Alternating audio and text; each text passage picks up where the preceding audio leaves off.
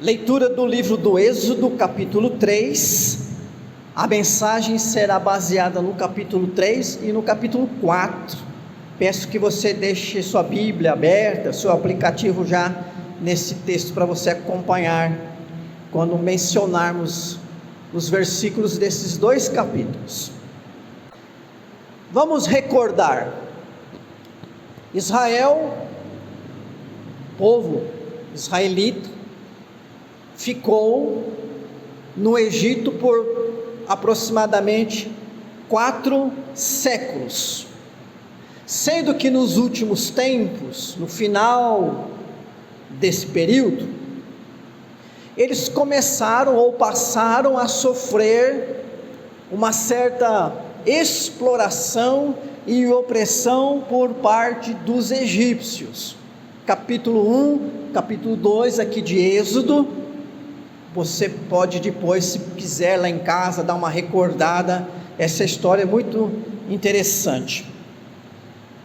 Então, aquele povo de Abraão, Isaque e Jacó, aquele povo dos patriarcas, depois de ter recebido tantas promessas, depois de Deus ter agido tanto no meio deles, estava então agora vivendo um momento de certo sofrimento.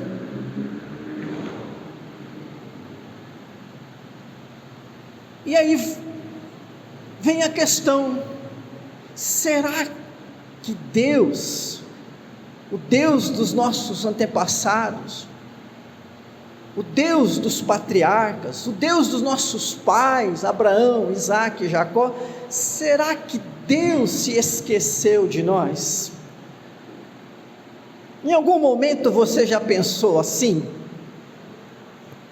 Num momento de grande luta e batalha, num momento que você está vivendo uma fase difícil, e essa fase está se prolongando.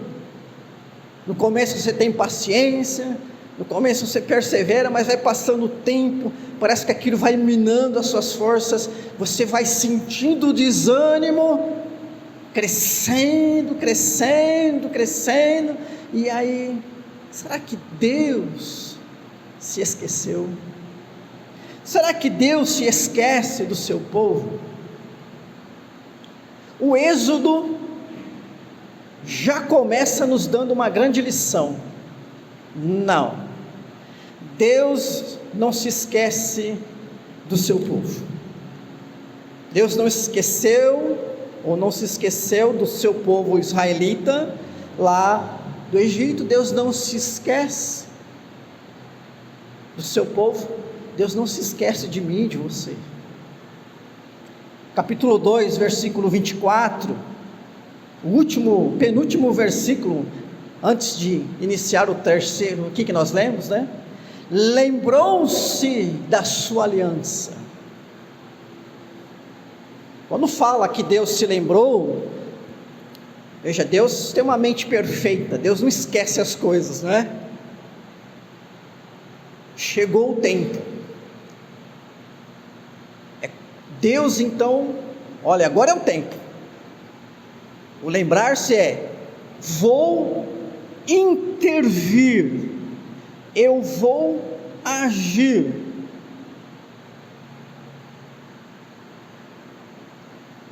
Depois de ficar tanto tempo no Egito, e depois de sofrer, e isso foi necessário para aquele povo, então agora chegou o momento de Deus completar e finalizar a sua obra de libertação e de estabelecimento da grande nação israelita na terra de Canaã. Chegou o tempo, é o tempo de Deus. Recentemente nós estudamos o Salmo 37, né?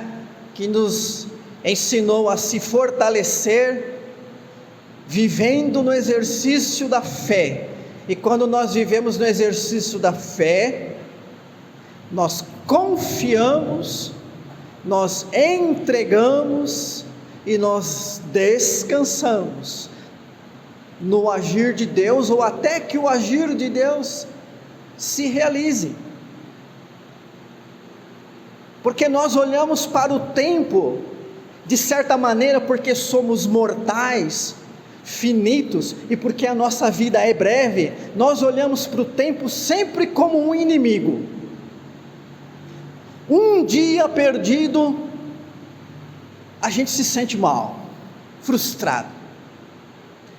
Sabe aquele dia que você faz um plano, hoje eu vou fazer isso, isso, isso, aí acontecem os imprevistos, ou você não está muito bem de saúde, enfim, chega no final do dia, você vai fazer aquele balanço, frustração plena. Eu não fiz o que eu precisava fazer, não alcancei os resultados que eu queria, e agora? Segunda já foi, terça já foi, quarta já foi, e de repente a semana foi. Nós olhamos para o tempo como um inimigo, é o preço que nós pagamos do pecado. Adão e Eva comiam da árvore da vida, e por isso gozavam de vida eterna. O que Deus falou? Se comer, é o teste, se comer, morre. Comeram, mas eles não morreram na hora, eles passaram a ter um inimigo, a partir daquele momento que comeram o fruto que Deus havia dito para não comer, o inimigo chamado tempo, porque a morte chegou, a vida eterna acabou-se. Para nós que vivemos mas bem menos do que Adão, né, que viveu quase 1 milênio, nossa, como o tempo é um inimigo, não é isso? Enquanto que para nós é um inimigo, para Deus é o momento da sua ação, do seu agir. Até porque Deus não está sujeito à temporalidade que nós estamos. Depois, quando a gente analisar aqui o nome de Deus, eu sou o que sou, pode ser entendido como aquele que é o eterno, aquele que foi, aquele que é, aquele que sempre será. Eu sou o eternamente quem eu sou. Tanto que os judeus, quando se deparam com esta palavra, eles não falam o nome de Deus, eles dizem o eterno. A eternidade é um atributo divino, da qual nós não temos, porque nós temos princípio, e Deus não tem princípio e não tem fim, Ele é existente. E Deus então, que não só não está sujeito à duração, mas também não está limitado à questão de passado, presente e futuro, porque Ele está numa dimensão, digamos assim, né, atemporal. Deus então intervém na história daquele povo novamente. Chegou o momento da libertação. E quando Deus, irmãos e irmãs, age, quem é que pode impedir o agir de Deus? A Bíblia fala das potestades, né, do ar, que é todo esse reino demoníaco. A Bíblia fala do poder do pecado, esse poder destrutivo. Bilhões e bilhões tendo as suas vidas destruídas pelo poder do pecado. Nós não podemos ignorar o poder do pecado, mas nem o diabo, o seu exército maligno, e nem o pecado e a morte são todo-poderoso. O todo-poderoso é somente Deus. E Deus, o Todo-Poderoso, então, se pôs a agir.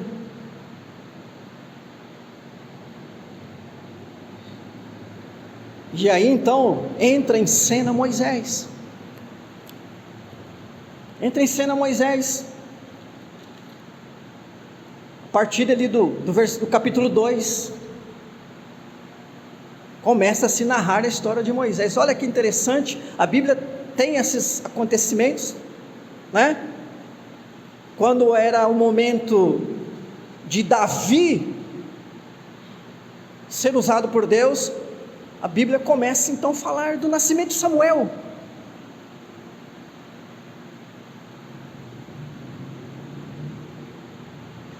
E agora aqui, antes disso tudo, Moisés. Porque Deus lembrou-se do seu povo, Deus vai libertar o povo, ponto. Versículo seguinte, começa a falar de Moisés.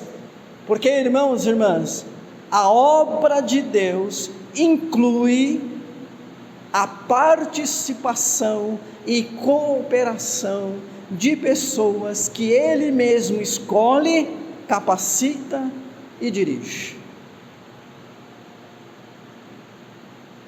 Deus se pôs a agir, e o agir dele seria através ou pela instrumentalidade de Moisés.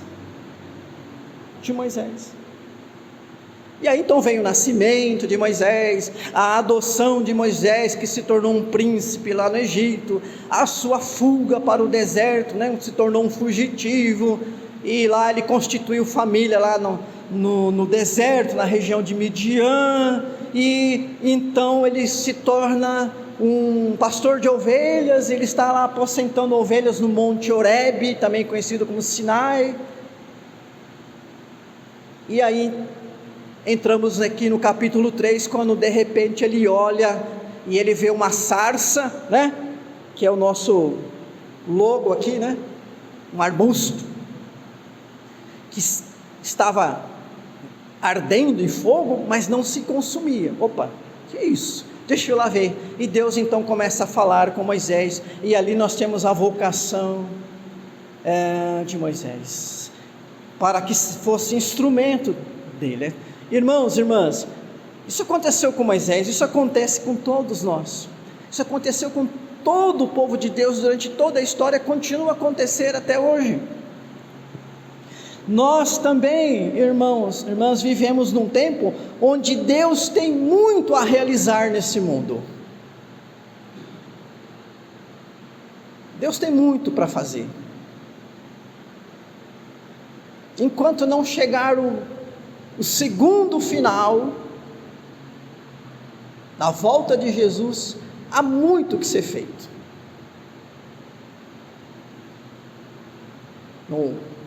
Na liturgia foi até mencionado aquele texto: a seara é grande, os trabalhadores são poucos. A seara significa o campo para ser colhido é grande. A colheita de almas é feita por Deus. Ele chama, Ele converte, Ele opera o milagre, a cura, a libertação. Mas a igreja, e a igreja não é as paredes, o nome dela, né? A igreja é o povo de Deus, que é um povo que também não tem uma nacionalidade, é o povo de Deus nesse mundo. Nós nos organizamos em igreja local, porque a Bíblia mostra que é assim que funciona, que para nós é assim que funciona, né? Mas a igreja como corpo de Cristo, ela é uma igreja única. E essa igreja, ou essa comunidade, ou esse povo de Deus, é quem Deus usa, quem Deus quer usar. Portanto, você, meu irmão, minha irmã, eu, somos nós. Nós é que somos as pessoas que Deus está aí, como Moisés, chamando, capacitando, protegendo, sustentando, colocando essa luz de Cristo para brilhar, somos nós.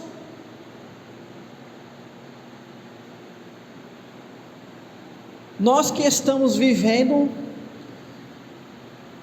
como lemos em João 17, num mundo ao qual nós não pertencemos, mas no qual nós estamos, e estamos para que as pessoas, através de nós, creiam que Jesus é o Filho de Deus e foi enviado por Deus.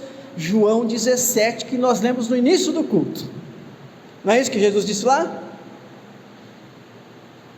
Nós não somos do mundo, nós estamos no mundo.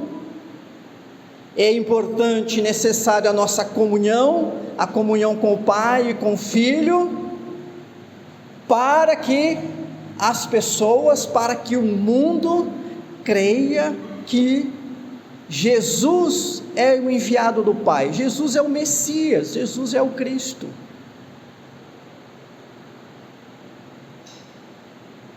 Somos nós, irmãos, irmãs. Como foi Moisés, assim é nós, assim somos nós, assim é você, e assim é a igreja.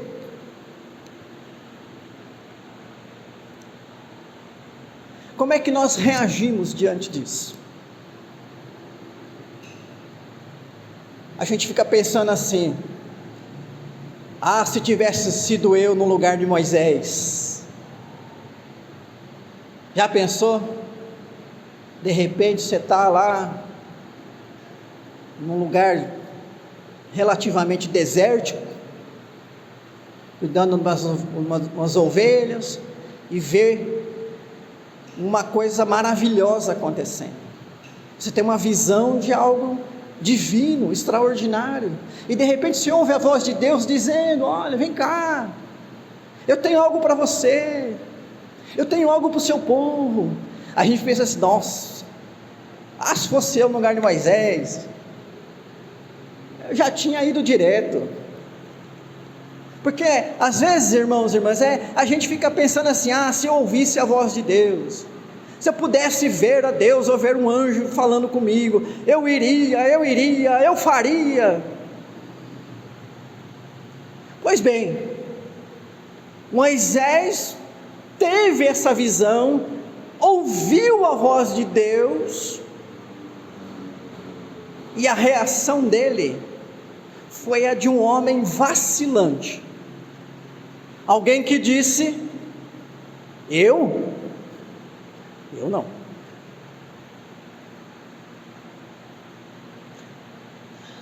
A questão é saber se nós também não estamos agindo da mesma maneira.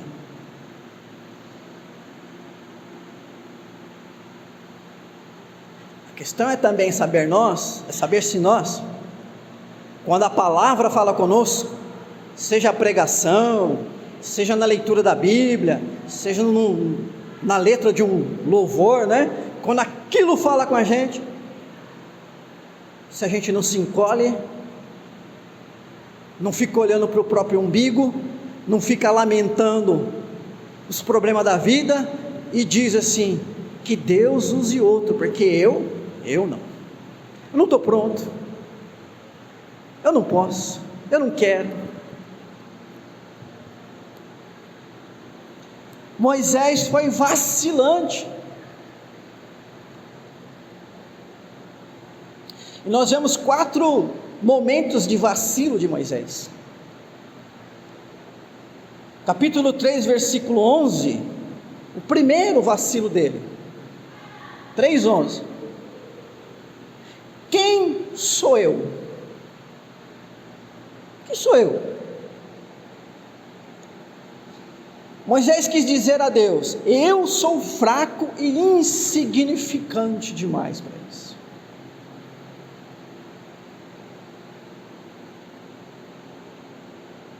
Não sou a pessoa que tem condições, que tem capacidade, que tem alguma relevância para isso.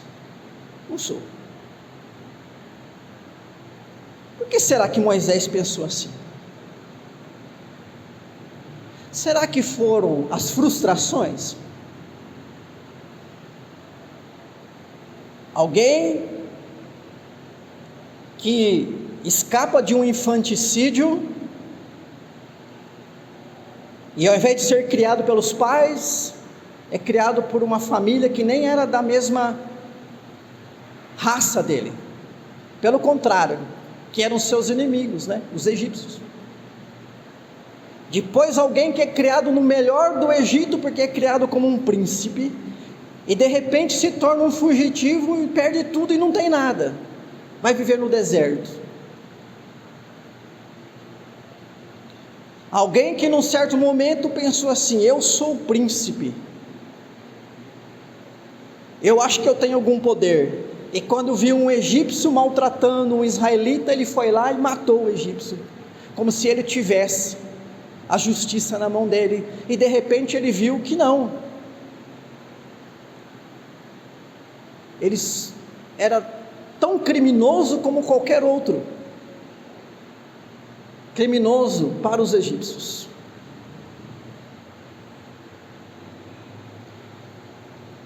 Isso aí, talvez Moisés cresceu com aquele negócio: meus pais diziam que eu ia ser alguém especial, eu estou com 80 anos de idade, no meio de deserto, apacentando ovelha. É isso é ser especial?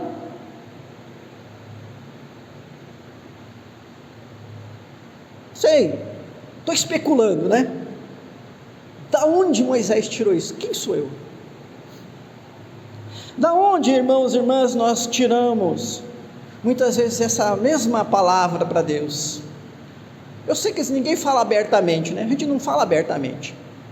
A gente tem que começar a ler em nós, não aquilo que nós falamos, mas aquele primeiro pensamento que nos vem, aquela primeira emoção que nos vem, aquela que a gente não gosta, aquela que a gente não sabe porque está ali, aquele pensamento que incomoda, porque da onde veio isso que eu não concordo com esse pensamento, ele fica aqui na minha cabeça. A gente tem que começar a ler isso, para entender quem nós somos, entendendo as nossas doenças e fraquezas, é que a gente pode se colocar na presença de Deus, irmãos e irmãs, para buscar a sua cura, e a sua libertação, e o seu fortalecimento, conhecer a si mesmo. Parece que Moisés não conhecia a si mesmo, pelo menos naquele momento, estou especulando aqui também, né?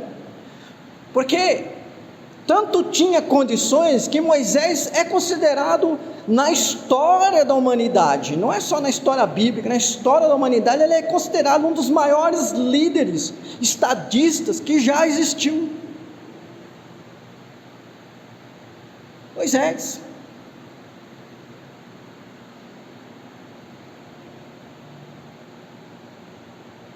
Esse mesmo homem, quem sou eu? O fato, irmãos e irmãs, que ele se vê enfraquecido, ele se vê incompetente, incapacitado, desanimado, ou não se vê a pessoa certa para isso. E aí então, a resposta de Deus, versículo 12: eu serei contigo. Eu serei contigo. Também estudamos sobre isso no Salmo 37, recentemente, não é? Força para resistir na luta até o fim. Durante 3 semanas nós usamos esse tema. A primeira mensagem foi Salmo 37, que está disponível, inclusive no canal do YouTube, que você pode ir lá ouvir ou reouvir.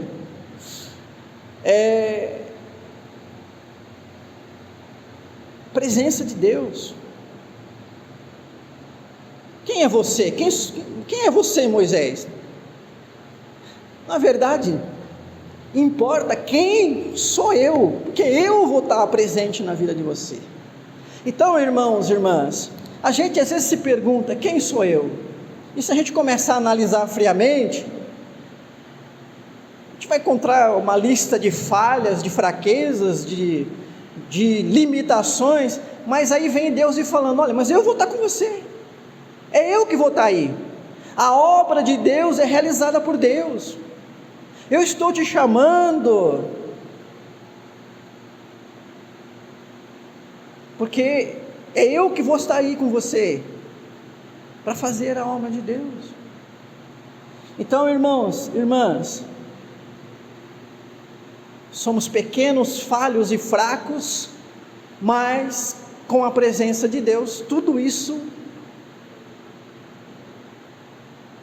passa a não ter importância, não vou falar importância, mas passa a não ser um empecilho para nos colocar diante de Deus e falar: então está aqui, o Senhor está me chamando, me comissionando, querendo algo de mim, está aqui, vamos lá então.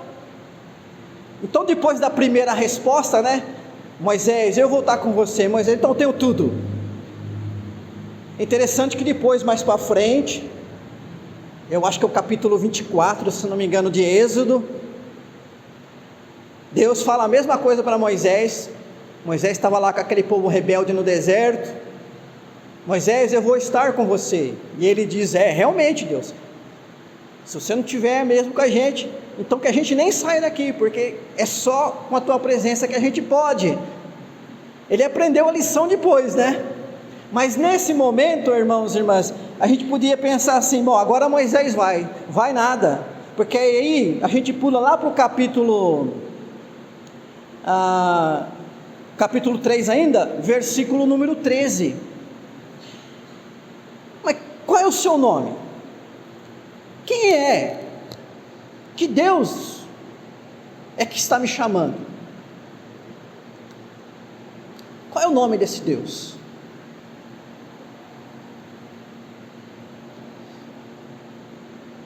Como é que eu vou chegar para o povo e dizer: olha, Deus, que é um nome genérico, né? Deus é um nome genérico, é o nome da divindade, uma designação da divindade.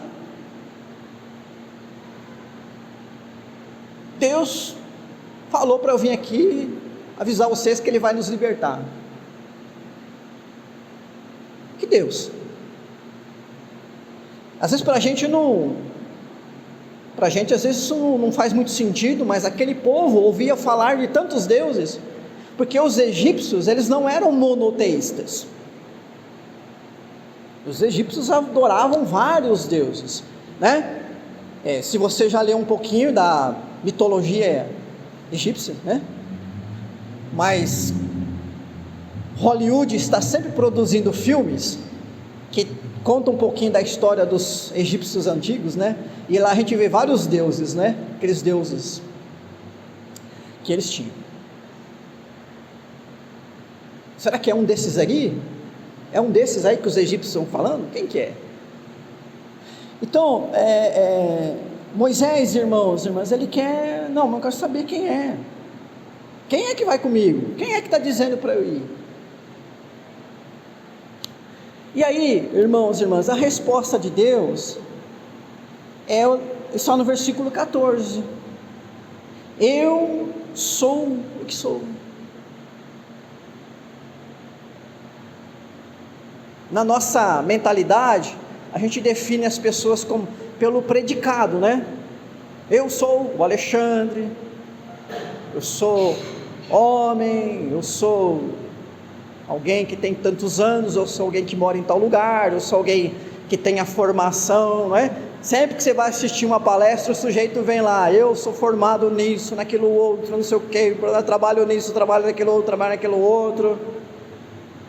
Parte que eu particularmente não gosto, porque na verdade isso não diz de quem a pessoa é, fala dos estudos dela. Tem gente que tem um monte de título de PhD, pós-doutorado,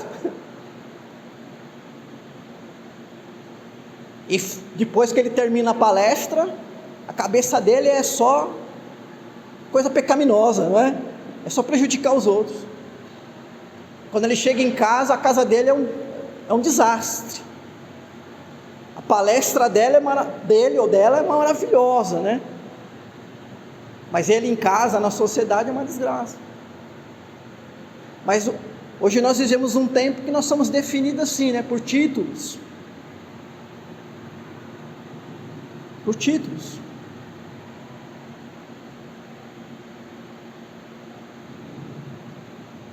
Eu sou o que sou. Eu sou. Sou o quê? Eu sou. Né? Eu sou.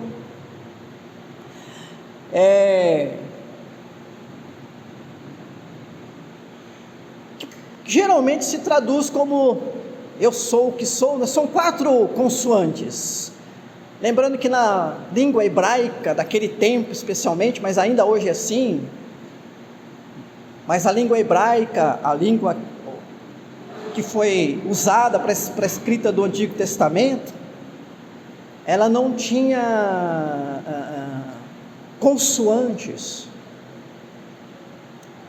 Então as palavras hebraicas que compõem o texto bíblico, né, a língua original, não o texto original, mas a língua original, ela só tem consoantes. Depois, já na era cristã, é que surgiu um grupo de estudiosos para vocalizar, acrescentar vogais nas palavras hebraicas. E como o nome de Deus era proibido ser mencionado pelos israelitas, então não se tem muita certeza como pronunciar as vogais, né, que compõem o nome de Deus, YHWH, já traduzindo para o português aqui, né, fazendo a transliteração das vogais hebraicas para as vogais portuguesas. Então se fala Jeová, Javé, Iavé, Yehová, né? Alguma coisa nesse sentido. É um nome que então deriva lá de um verbo ser, lá do hebraico, em que eu sou o que sou, eu serei o que serei, no sentido do eterno. Eu sou Deus, o Deus que sempre existiu. Eu sou o Deus de Abraão, Isaque e Jacó. É esse Deus que você tem que dizer. Então, se você quer um nome, está aí o nome. O seu problema é o nome? Com que nome? Então a Bíblia, agora na era cristã, qual é o nome que nós usamos agora no nosso tempo, queridos? Qual é o nome? Jesus, não é? No livro de Atos, logo no início do livro de Atos, começa a relatar uma série de milagres que são feitos pelos apóstolos, e diz lá assim, que eles então em nome de Jesus realizavam estas coisas. Na verdade Deus, né, por meio deles. Nome de Jesus, irmãos e irmãs. Nós vamos enfrentar o inimigo hoje, nós vamos enfrentar as adversidades hoje, nós vamos enfrentar no nome de Jesus. Nós não vamos falar assim, olha, em nome da igreja presbiteriana, de jeito nenhum, em nome do pastor Alexandre, jamais, em meu nome, pior ainda, é no nome de Jesus. Então Moisés, você tem a minha presença com você, está aí o meu nome, Moisés. Irmão, irmã, você tem a presença de Jesus, de Deus com você, a presença de Jesus com você, você tem o nome de Jesus. Ore no nome de Jesus, interceda no nome de Jesus, trabalhe no nome de Jesus.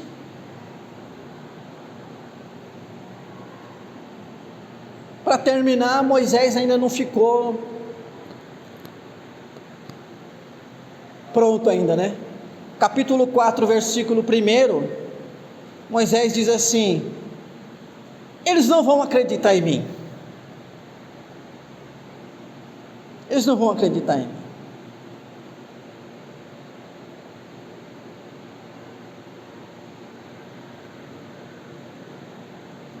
É difícil lidar com pessoas incrédulas, né? Difícil, irmãos, irmãs. E nesse ponto Moisés está fazendo uma constatação: olha, tudo bem, eu estou indo lá, você está comigo, esse teu nome é maravilhoso, só que eles não vão acreditar em mim.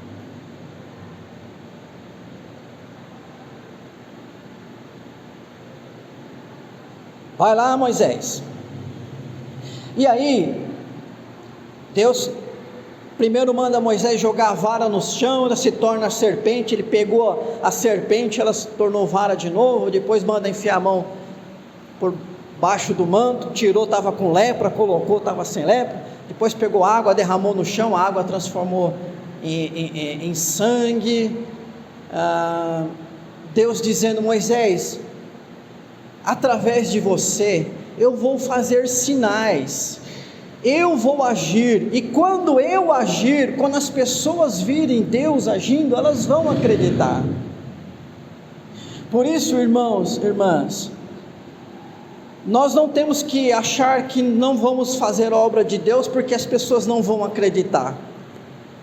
A hora que nós estivermos lá com a presença de Deus, no nome de Jesus, e Deus operar, quando as pessoas veem a obra de Deus, elas se rendem a Deus, elas estão buscando ver a obra de Deus. E o primeiro lugar que elas vão olhar para ver a obra de Deus é a nossa vida. Por isso é importante que você seja testemunha de alguém onde Deus está realizando uma obra. Olha, eu estou aqui para ser instrumento de Deus. Aí a pessoa olha para você: realmente eu vejo Deus na sua vida, eu vejo o agir de Deus na sua vida.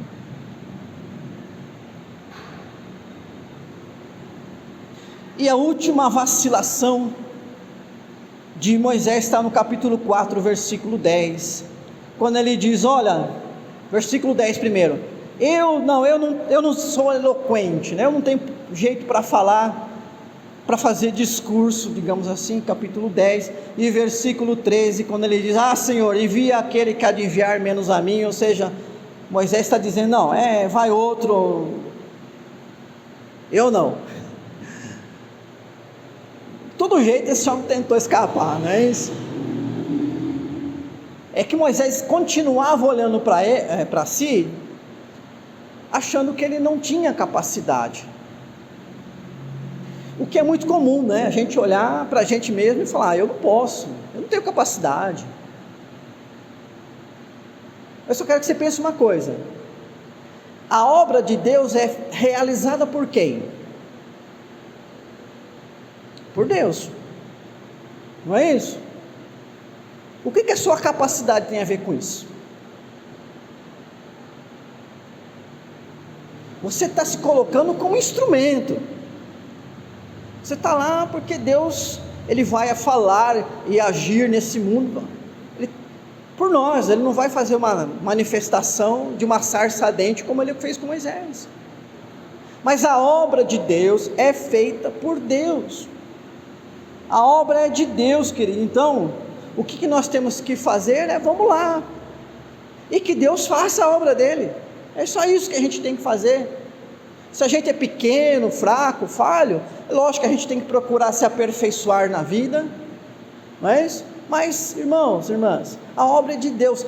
Apenas se coloque para que Deus te use, e pronto, é isso que Ele vai fazer. E assim, irmãos e irmãs, quero encerrar, dizendo que Moisés se colocou na presença de Deus. Ele foi vacilante, mas depois ele foi. E vamos encerrar lendo o capítulo 4, versículo 31.